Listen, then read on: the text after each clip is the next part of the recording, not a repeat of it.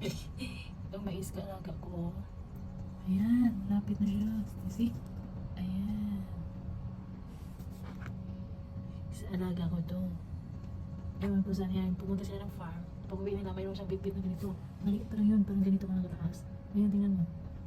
Tapos ganyan ang kaliit. Tingnan mo. Maano na siya. Ayan. Ah, diba? May bunga na. Ito siya yung flower niya. Sige naman yung oregano ko. Siguro kailangan ko na siyang putulin. Para magbago. Ayan, dami niyang anak. Ang dami niyang anak. Ayan, kaya siya, tingnan mo, parang namamatay na. Ito naman yung flower ng alaga kong bago. From school. Malapit naman siyang mamulak-lak. Ayan. Ayan. Ito naman. Mamulaklak ba ito or down lang? See? Ang aking mini flower garden. Ayan, dito na sila.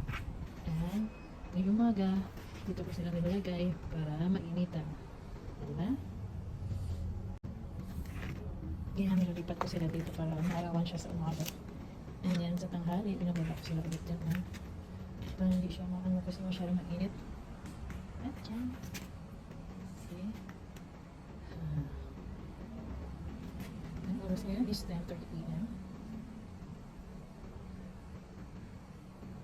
Ayan. Good night, everyone. At yan ang ating leaf. Ang aming sampayan. At ito yung magtatapon ng basura. Ito yung aking basura. At ayan, natapon ko na aking basura. Dito yung tinatapon namin ng basura. Ito naman yung mga lata. Ayan. Parking area.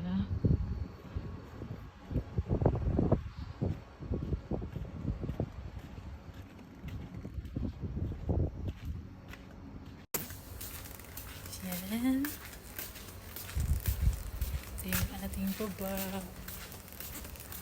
Ito yung babalik na.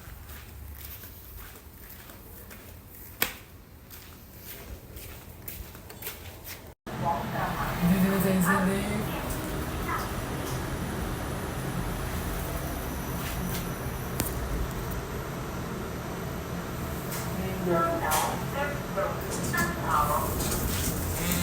At yan na lang.